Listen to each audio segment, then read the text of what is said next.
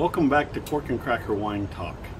Last time I left you, I had opened up 5 bottles of Snoqualmie Red Blend, which is a red wine from Washington State. And we were going to talk about how to best preserve your wine. So we had bottle number 1 that we put a cork in it, put it in the refrigerator. Bottle number 2, which was a vacuum vent, a little pump system. Bottle number 3, which is a wine preserver. That's an argon gas that displaces the oxygen in the wine.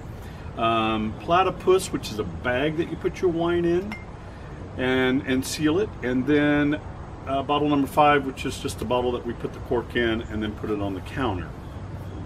So the results after, oh gosh, we did this for about 8 days, I believe. And so the results were a little surprising to me, a little different than what I thought they were going to be. The one thing that did not surprise me, bottle number 5, the one that we put on the counter, finished last. I will say I was surprised by the Snoqualmie. It actually was very drinkable for about 6 or 7 days. So the way we did this, when I say it was very drinkable, we did not evaluate the wine based on the first day, because your wine's going to change every hour that you have a bottle of wine open. So I didn't think it was fair to compare it to the first day. So what we did was just decide, okay, we're going to score these wines. Are they still drinkable, and which one has the best nose and the best mouthfeel and the best flavors.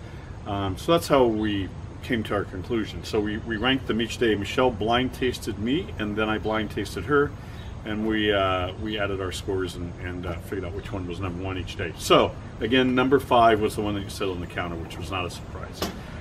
The one that did kind of surprise me was the number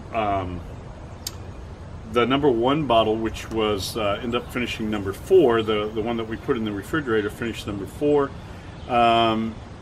It finished basically in that same spot every day. I will say it was very consistent, and even as the week went on, it stayed consistent. It just didn't have the nose that I would want in the wine. The one that finished number 3 was the argon gas, the private preserve.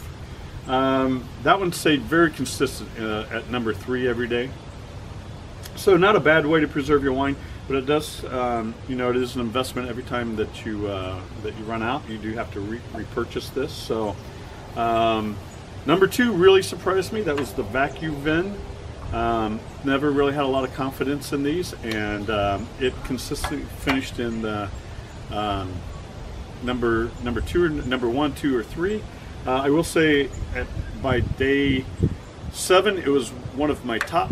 Day 8 it was really towards the bottom. So I think it has a lifespan, but you can get at least a good 5 or 6 days out of that. And then number 1 was the platypus, and so I'm gonna do a little experiment with this, because it's been a full 2 weeks since I've had this wine.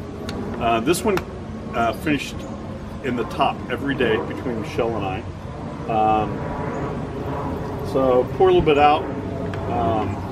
I'll taste it, but so all you do with this, you pour the wine in there, and then put the cap back on it. Put the cap back on it, push all the air out, tighten the cap up. It's not very glamorous, but it worked. And so this is 2 weeks later with this wine, so let's see what happens. So there's still a little bit of a nose. It's, it doesn't smell bad. There's still some fruit there. It doesn't taste like day 1, but I'm going to finish this glass, so it's still drinking pretty good.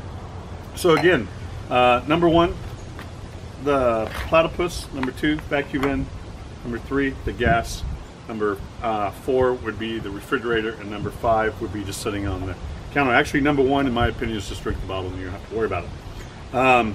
I will say, small investment on the vacuum vent and a small investment on the bag, and once you make that initial investment, nothing else to buy it there. So hopefully this helps you in the future on figuring out how to save that open bottle.